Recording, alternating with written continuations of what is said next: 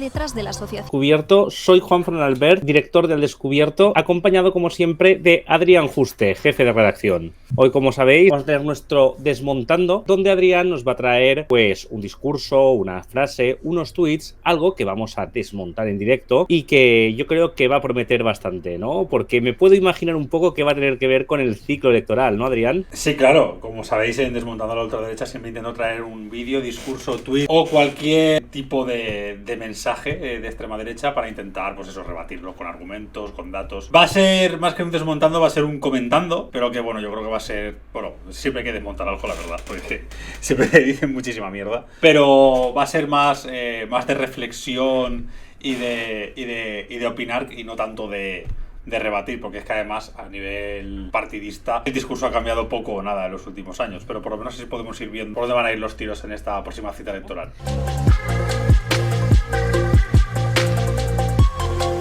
Pues nada, hoy os traigo a Jorge Buxadé. Jorge Buxadé, que ha ido a la televisión pública a dar una entrevista.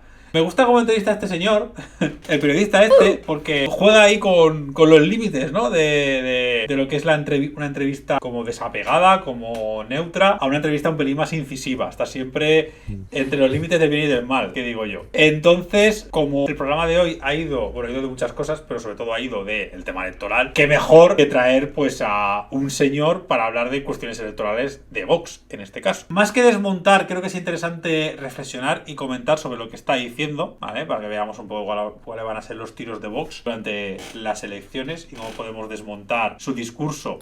Vicepresidente de Vox, muy buenas noches, gracias por estar aquí. Buenas noches, Xavier, gracias por la invitación. Gracias a vosotros por estar. Hoy conocemos la muerte de Fernando Sánchez Dragó, persona, escritor muy ligado a su partido en los últimos tiempos. ¿Alguna reacción oficial de su formación? Bueno, pues por supuesto dar el pésame a sus familiares, a sus amigos, a sus allegados y pues una pena, pues, un literato, un intelectual que ha marcado pues el final del siglo XX y el siglo XXI con creo que más de 40 novelas, ensayos, artículos periodísticos, un hombre de referencia y efectivamente una persona con la que hemos coincidido en el análisis y que ha contribuido en parte al proyecto de Vox colaborando con la Fundación Disenso o incluso pues trayendo al profesor Tamames como un candidato a la moción de censura. Él escribió un libro precisamente antes de la ola ascendente de Vox sobre Santiago Abascal y, como usted decía, fue una persona, digamos, importante para contactar con Ramón Tamames. Se le vio muy activo en la moción de censura, en la tribuna de invitados. Sobre la moción de censura ya han dicho todo lo que tenían que hacer, que decir, han quedado satisfechos. La entrevista empieza más o menos aquí. Nada que comentar. Ha habido críticas, alabanzas. Las críticas versaban sobre que en cierta medida se han reído de las instituciones, las alabanzas de que han puesto el foco en los problemas que tiene el país. ¿Con qué se queda, ya después de unas semanas, de todo lo que ha sido la moción de censura y si ha salido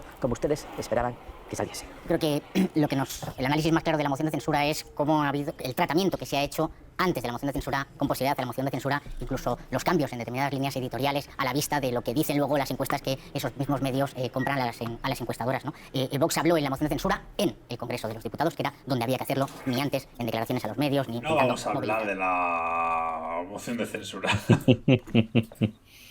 Ya lo hablamos en el Congreso, ya quedó todo claro. Vamos a cambiar de tema. Si la moción de censura hubiera sido un mínimo éxito, hubiera salido bien mínimamente. O sea, la extrema derecha está muy acostumbrada a vender victorias. Si no son capaces de vender esto como una victoria, es que algo ha pasado. La moción de censura fue un puñetero esperpento. Es decir, rédito político de Vox sobre la moción de censura, lo único que consiguieron es poner el foco mediático en ellos mismos. Pero en este caso no para bien. Entonces, claro, es normal que quieran pasar página cuanto antes mejor, rapidito. Y han introducido aquí algo muy interesante, que es el tema de criticar las encuestadoras. Qué casualidad que se ponen a criticar las encuestadoras en un momento en el que la práctica totalidad de las encuestas de intención de voto dan un bajón para Vox. La que más le da, la de La Razón, creo recordar que no hay ninguna que le dé más escaños. Pero ya va adelantando ese discurso de no, es que las encuestadoras están mintiendo y están ocultando el voto de Vox, o no está diciendo la verdad. Es decir, es el típico discurso que dice alguien que va mal en las encuestas. Y ojo, lo ha utilizado Vox y lo han utilizado otros muchos partidos a lo largo de todo el mundo. El discurso va a ir un poquito por aquí. La verdad es que lo que señalas es que tienes toda la razón, Adrián, porque esta gente plantea siempre todo como una victoria. Es decir, si gobiernan, porque gobiernan. Si no gobiernan, como en la mayoría de casos, porque han plantado una semilla y son el futuro, ¿no? Recordamos cuando se dio la gran torta en Andalucía, que su lema fue: lo que es bueno para España es bueno para Vox. Ni siquiera ahí, después de quedarse fuera por una mayoría absoluta, fue una derrota para ellos. Que le quieren echar una palada de tierra a la moción, como si si eso jamás hubiera pasado y de que Vox no habla del tema, que es una cosa que es mentira, si hubiera salido bien no hablarían de otra cosa. No, nos revela que, vamos, que saben que aquello fue un puñetero fracaso, que fue una risa, que por mucho que se trajo el foco sobre ellos no salió nada bien, porque fue esperpéntico, y que quieren pasar del tema y ponerse en otra línea. A la opinión pública antes de una moción de censura.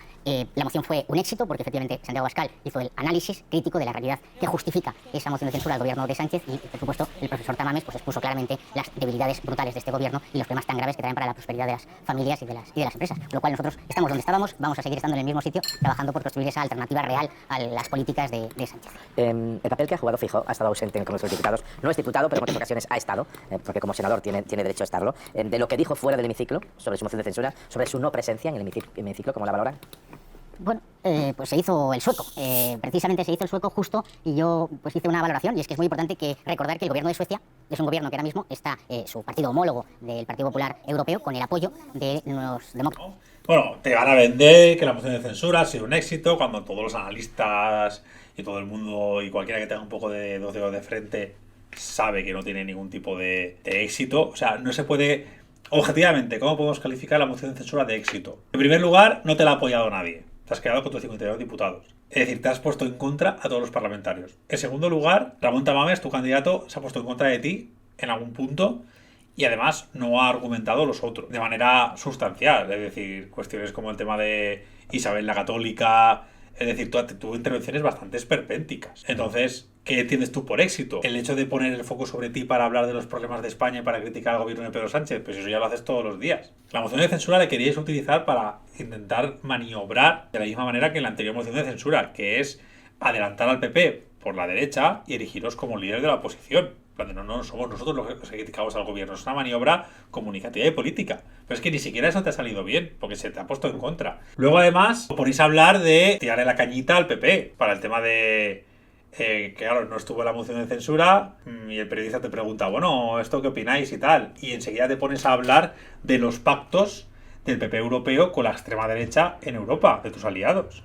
Como diciendo, esto se está normalizando, por lo tanto vas a tener que caer aquí. Que esta es otra de las estrategias electorales que está teniendo Vox. Aparte de venderlo todo como un éxito, intentar tapar sus mierdas y criticar al gobierno y bla bla bla, intentar normalizar los pactos con formaciones como la suya. Para que llegado el momento, como sabe que el PP tiene posibilidades de ganar las elecciones, que cuenten con ellos para poder repartirse el poder, como ha pasado en Castilla y León o como casi pasa en Andalucía. Esa es un poco la línea estratégica que parece que lleva la extrema derecha en España. Los demócratas suecos, que es un partido que está integrado dentro del grupo de conservadores y reformistas europeos. Y lo mismo ha sucedido en Finlandia, lo mismo ha sucedido en Italia. No se puede uno eludir la realidad de la política europea y nosotros estamos metidos en la política europea dentro de nuestro grupo, que ahora mismo es el segundo grupo dentro de los países que están representados en el Consejo de la Unión Europea. Ese es el camino que vamos a seguir. Por cierto, que mañana creo que Feijóo se va a Suecia a hablar con el primer ministro. Pues tendrán muchas cosas que hablar. ¿Creen que el PP y el PP de Feijóo tienen ya asumido que van a tener que pactar con ustedes? ¿O aún no lo tienen claro? Digo, si quieren gobernar. Bueno, llevamos 3 meses oyendo declaraciones de los líderes del Partido Popular rompiendo con Vox, 3 meses seguidos rompiendo con Vox. Durante este fin de semana hemos oído a Cuca Gamarra diciendo que no tienen nada que pactar con Vox, existen grandes líneas y separaciones. Hemos oído al señor Borja Semper exactamente diciendo que Vox es el adversario. Nosotros tomamos nota de esa ruptura, pero teniendo en cuenta que cuando los líderes del Partido Popular dicen eso, no están rompiendo con Vox, están rompiendo con sus votantes, están rompiendo con la posibilidad, la ilusión, la esperanza de millones de españoles de cambiar el gobierno de Sánchez y antes de eso, pues cambiar los gobiernos municipales y regionales en muchas de las comunidades autónomas. De eso se dijo estrategia populista de manual, no traicionas al PP, traicionas a tus votantes que quieren un cambio, ¿no? Es decir, la única alternativa posible es que pactes conmigo.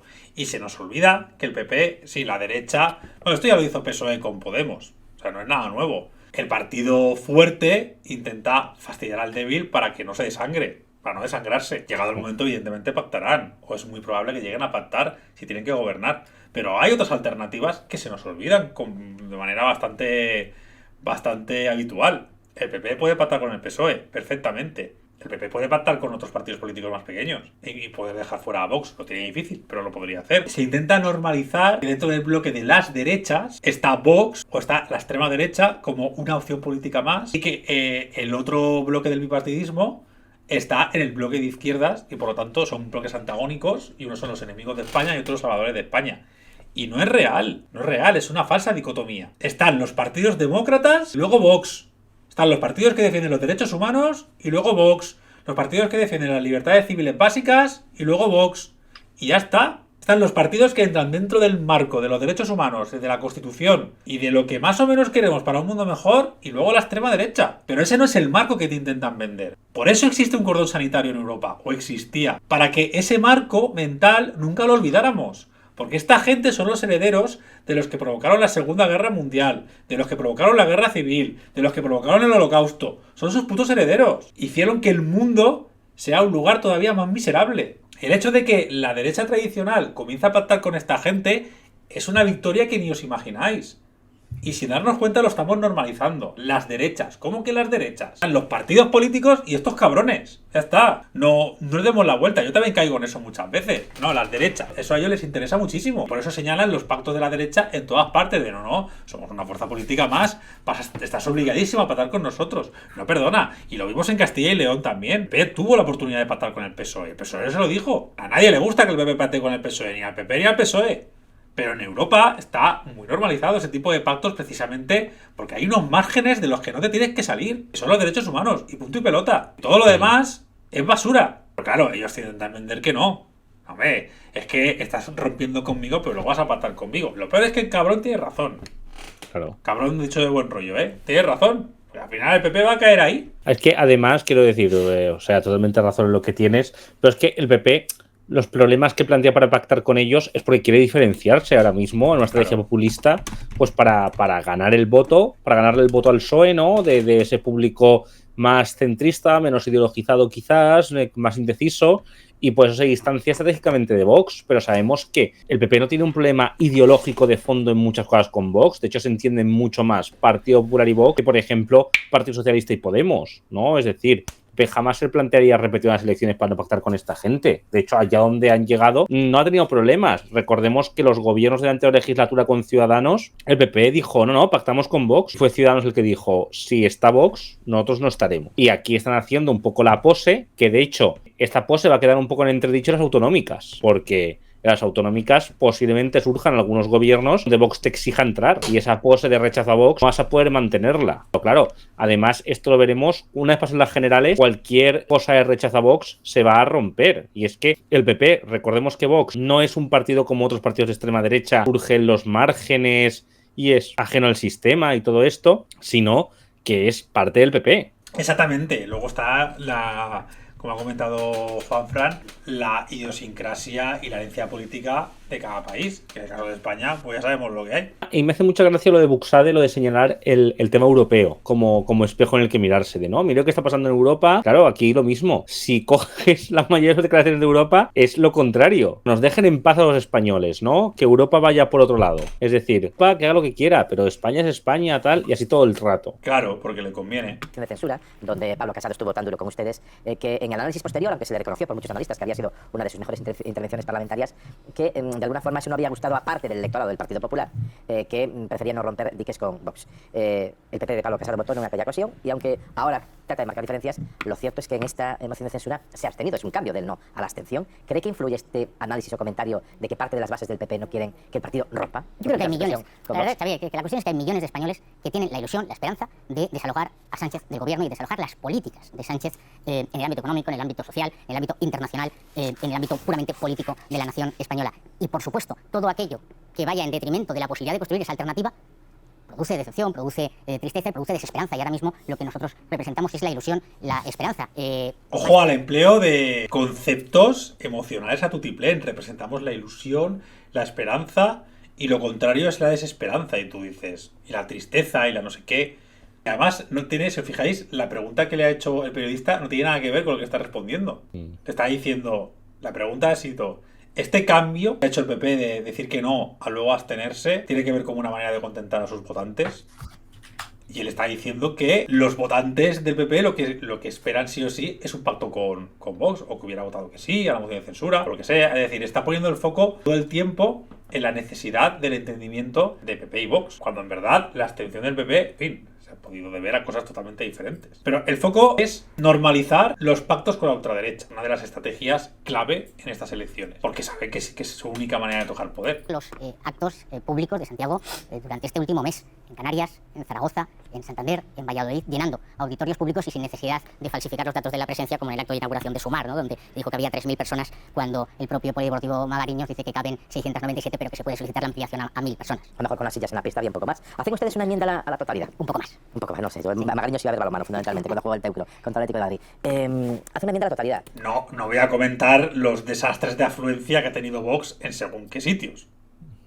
¿Vale? Pero es a lo que vamos. Es que no voy a poner a buscar datos de asistencia, tal, porque es una tontería. Es clarísimo que Vox intenta vender todo acto, toda acción política como una victoria, sea verdad o sea mentira. Es decir, la presencia de Vox en la calle es casi nula. Pero bueno.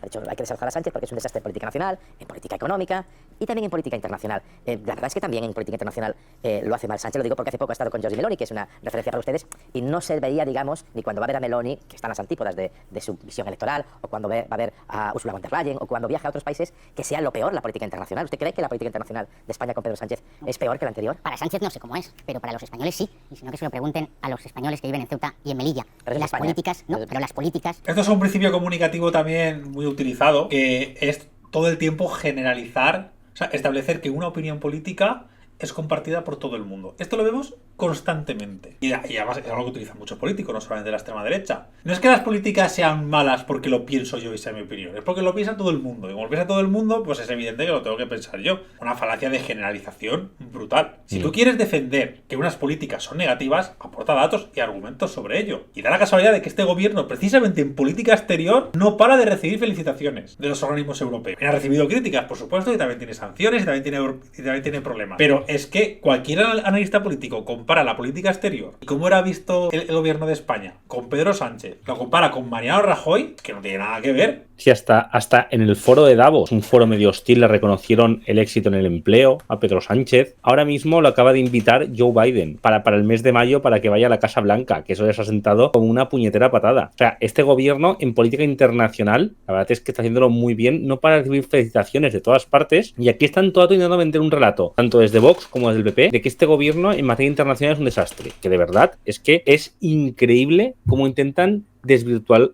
sea, cambiar totalmente la realidad, porque es que no tiene ningún sentido ese relato. Una búsqueda sencilla, ¿eh? La presidenta de la Comisión Europea felicita a Sánchez por el cumplimiento de España en el plan de fondos.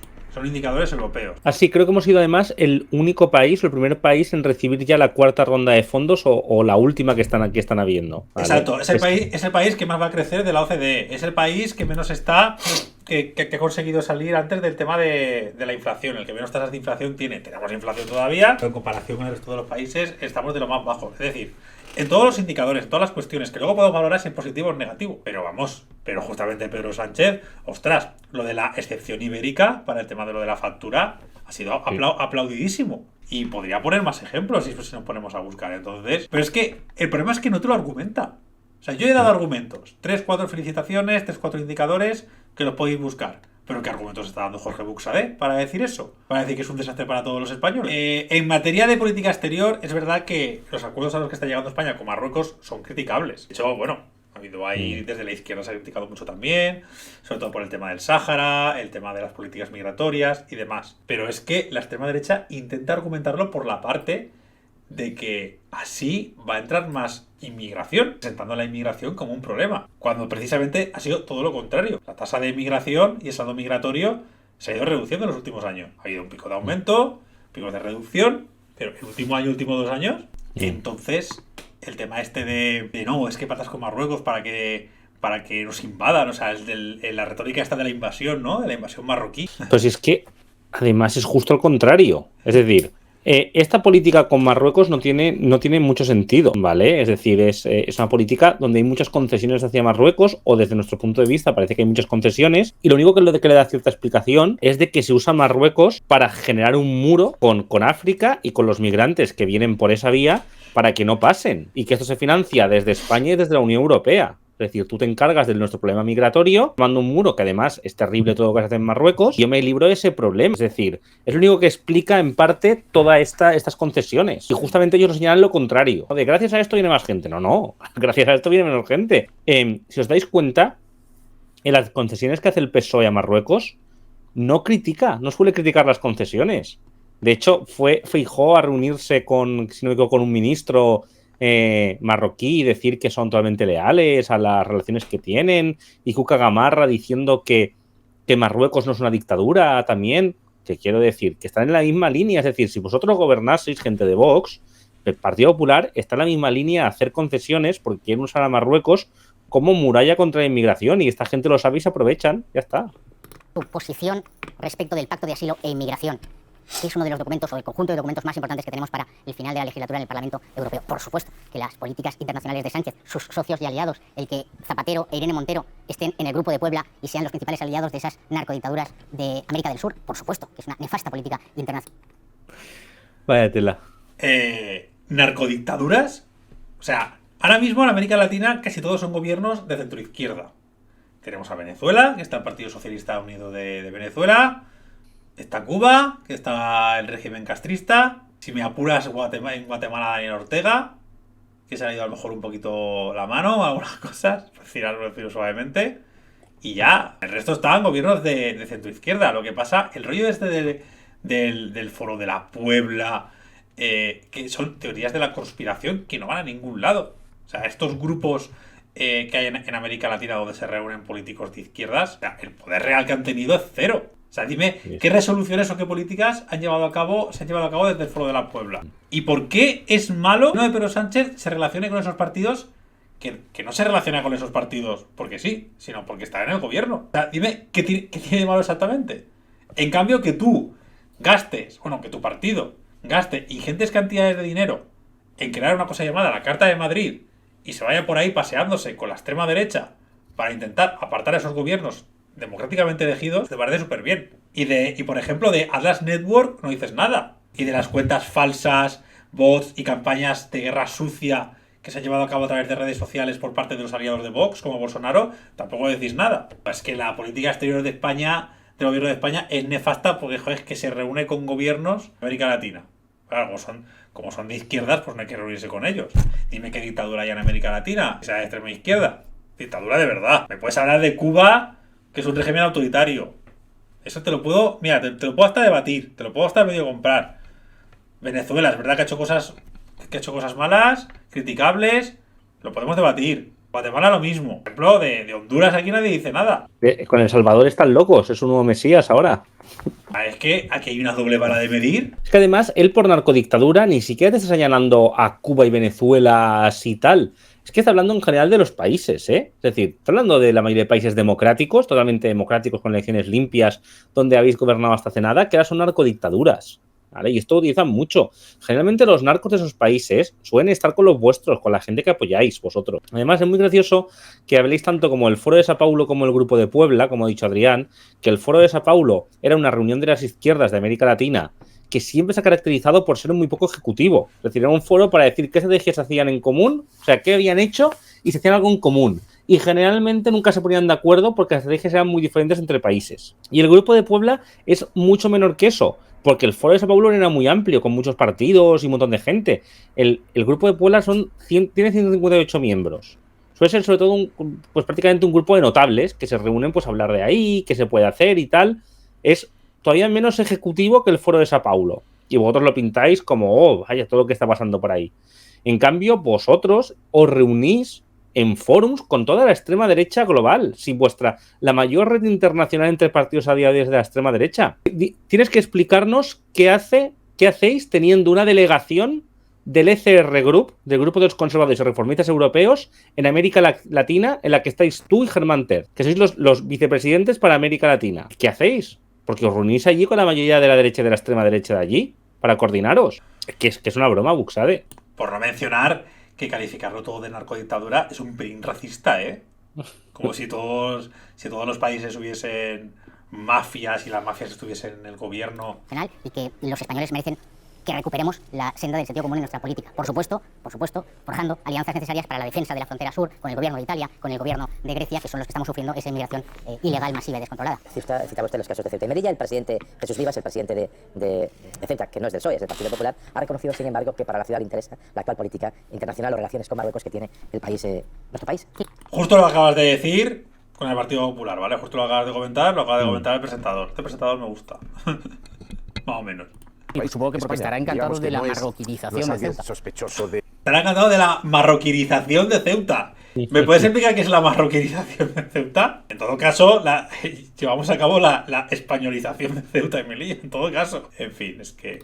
De ser ni social bolivariano ni socialista, es alguien del PP toda la vida que entiende que la relación ha mejorado, el tráfico en las fronteras ha mejorado y que ahora, digamos, está un poco más contenido o mucho más contenido el problema migratorio con Ceuta y con Melilla. Lo que me cabrea de esta entrevista es el marco del debate. Es cierto que el acuerdo con Marruecos ha mejorado el control de las fronteras. Ahora bien, esto siempre desde el punto de vista de que la inmigración o el hecho de que las personas migren de Marruecos a España sea en sí mismo un problema, que es el enfoque que están teniendo todo el tiempo, que es lo que quiere la extrema derecha. Aquí da igual que la extrema derecha tenga o no razón con el tema de Marruecos. Aquí lo que está sucediendo es que se está hablando del problema migratorio precisamente como si fuera un problema, en lugar de hablar de la inmigración como una fuente de oportunidades, una fuente de cuestiones positivas que se pueden aportar a España, como diversidad, lenguas, trabajadores y un largo etcétera. Es decir, siempre que se habla de la inmigración, o casi siempre que se habla de la inmigración o de las personas que migran, se enfoca como si eso ya per se fuera un problema. Y eso es lo que consigue la extrema derecha. Entonces, da igual que aquí Buxadé tenga o no tenga razón con el tema de Marruecos. Hombre, mejor que no la tenga. Pero claro, aquí estamos asumiendo entonces que el hecho de que Marruecos y España lleguen a un acuerdo para controlar mejor las fronteras es bueno para Ceuta, para Melilla y para España. Y sin darnos cuenta, contradiciendo a Buxadé,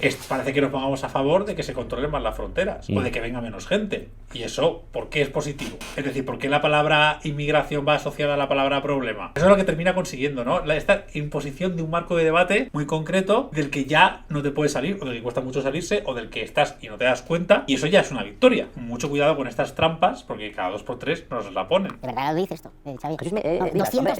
Se les hace elogios. 222.000 inmigrantes ilegales en los poco más de 4 años de Pedro Sánchez han entrado en territorio nacional, que es como toda la población de Granada.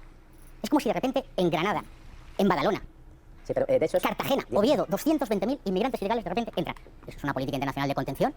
¿De verdad? ¿De qué estamos hablando? Que la mayoría de Cuando llegó el ahí... coronavirus, Marruecos cierra la frontera. No se asumen las órdenes de expulsión y de devolución de retorno voluntario de los inmigrantes ilegales que son detectados, detenidos y ordenada su expulsión por la Administración General del Estado. No, yo solo digo, usted dice 4 años. Si el señor Vivas quiere pactar con el Partido Socialista... Aquí lo que está obviando este señor es que la mayoría de los inmigrantes en situación irregular en muchas ocasiones son devueltos a sus países o internados en centros de internamiento de extranjeros, y cuando se detecta de qué país son devueltos. Y 200.000 personas a lo largo de 4 años, por no mencionar los que se van. Es decir, estás hablando de la entrada, no del saldo migratorio. Es decir, ¿cuánto suponen realmente para la población esa cantidad de migrantes a lo largo de 4 años? Te centras en la cifra que quieres, que aún así 200.000 migrantes a lo largo de 4 años no es mucho, ¿eh? ¿Oh? Somos 47 millones de españoles. Bueno, 47 millones de personas viviendo en España.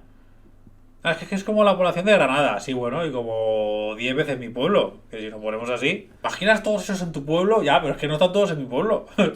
Es que, claro, ¿te los imaginas todos en tu casa? Pues, claro, pero no. No, están repartidos, más o menos. Evidentemente, se quedarán donde más fácil les convenga. Es que, no, es que 2,5 millones de refugiados de Siria a Europa. En Europa, ¿cuántos somos? ¿200 millones? El 0,1% de la población, el 1% de los que vienen. Joder, es perfectamente asumible. ¿No lees tanto de la España vaciada? Mira, los 200.000 todos para Castilla y León. Es que de verdad, es que es ridículo. Y aparte de eso, es el tratamiento que se da, ¿no? Porque fíjate lo que ha dicho Buxadé, que 200.000 inmigrantes en 4 años, eso es una locura, eso no hay por dónde cogerlo, ¿vale? Pues bueno, en Polonia son 1,5 millones de refugiados ucranianos, en Alemania 1 millón, en República Checa medio millón. Ahí no hay lío, ahí puertas abiertas, que venga quien quiera, ¿vale? Está claro que la situación no es la misma, ¿no? Pero que el tratamiento no es de criminalización, no es de que van a romper tu sociedad y que van a sustituirla y no sé cuántas chorradas. Y hablamos de un volumen de gente mucho, mucho mayor. España, 160.000 en un año, ¿eh? No parece que vayan a romper España. Es que... Porque son blancos. Al cabo, claro. Y las trampas que utilizan, que es una cantidad, de verdad, 200.000 en 4 años es una cantidad baja de personas. que se lo diga a los ceutíes. Es del PP. Usted dice que en los últimos 4 años, en algunos hubo en esos 4 años llegadas de hasta 10.000, que fueron en su inmensa mayoría devueltos al país magrebí. Y hoy es cierto No, que si en los los datos últimos que yo meses... son los del ministerio, y pero entonces, si tiene datos del ministerio, en los últimos meses ha bajado un 80%, 75% la llegada digamos, de inmigrantes desde las costas mauritanas o marroquíes, tanto a Ceuta y Melilla como sobre todo a Canarias. Son datos que si usted maneja los del Ministerio del Interior, los manejo tendrá que tenerlos. perfectamente y también sé que el Ministerio del Interior Ya lo ha dicho el periodista, no lo tengo que decir yo. aún no ha dado datos reales de lo que se produjo en el año 2021 porque seguimos sin tener una información fiable del asalto a la frontera de Ceuta. Hoy es día de encuestas. Las han... Habla evidentemente de lo que pasó con el conflicto diplomático de Marruecos, donde Marruecos dejó de vigilar las fronteras y entraron un montón de personas y la inmensa mayoría fueron devueltas, por no decir todas. Está. Que Vox fue allí, a Ceuta, a marcarse el speech. Es que es increíble. Montaron un cirio para nada. Las personas migrantes que vienen, no todas son de África, es una cuestión que se me ha olvidado comentar. Que de todos esos datos que estamos comentando son datos en bruto de todas las nacionalidades. Y la inmensa mayoría de las personas que vienen a España a emigrar son de Europa o de América Latina. Exacto. Y hay una parte, hay un porcentaje mucho más reducido de... Bueno, claro, antes he dicho yo el dato de 100 y pico mil personas o 100.000 personas de saldo migratorio, pero claro, el porcentaje de personas de Marruecos que de ese dato que yo he dicho es los 10.000 o 20.000 o así que he dicho el presentador. Que, por ejemplo, solamente con datos de 2020, ¿no? En España, de población de Marruecos, habían como 785.000, ¿vale? De América Latina, yo estoy viendo que más o menos estaría entre los 2,5 millones, 3 millones de personas. Más cerca de los 3 millones que de los 2,5 millones. Y de esto se calla. Es que es muy gracioso que señala que el gran problema es la inmigración africana. Porque realmente es eso, ¿no? Lo que quiere llegar. Y la inmigración africana es minoritaria en el bloque de la inmigración. Es decir, es uno de los bloques, no es uno de los bloques grandes, pero que es pequeño. O sea, tenemos mucha más inmigración, por ejemplo, de Europa. Es decir, hay casi la misma cantidad de inmigrantes marroquíes que rumanos en España. ¿Qué valoración hace, por ejemplo, de las encuestas que hemos conocido hoy? De 3 casas demoscópicas. Pues justo antes de entrar yo aquí, pues he oído las valoraciones y yo creo que la conclusión más clara es 3 medios, 3 encuestas, 3 resultados distintos. Y curiosamente, los resultados de las encuestas coinciden con el sesgo ideológico de la línea editorial del medio. O sea, que el país da la mayoría al Partido Socialista y el resto dice que no. Unos dicen que la Vox se refuerza, otros que la moción de censura refuerza el PSOE. De verdad, nosotros la encuesta lo repetimos permanentemente, Xavier, y lo sabes, la encuesta real es la que hemos vivido, pues yo he estado y he tenido el lujo de poder estar en Sevilla en esta Semana Santa, es la encuesta que ves en la calle, con todos los que te has cruzado, y esta es la realidad, la gente que se acerca con normalidad, con tranquilidad. La encuesta real no es la que pregunta a 1.000 personas al azar en toda España. Es la experiencia que yo vivo, particular, de cuando yo voy por la calle. Ojalá, Buxadé, joder, ojalá, tío, porque entonces quiere decir que la izquierda va a ganar las elecciones de calle. Ojalá, ojalá, pero no, la realidad es que un estudio bien hecho es mucho más representativo que tu experiencia, porque al fin y al cabo un estudio es la suma objetiva y pormenorizada de las experiencias para una valoración completa. Y lo que no has dicho es que de todas esas encuestas, en todas, Vox baja en escaños. En todas.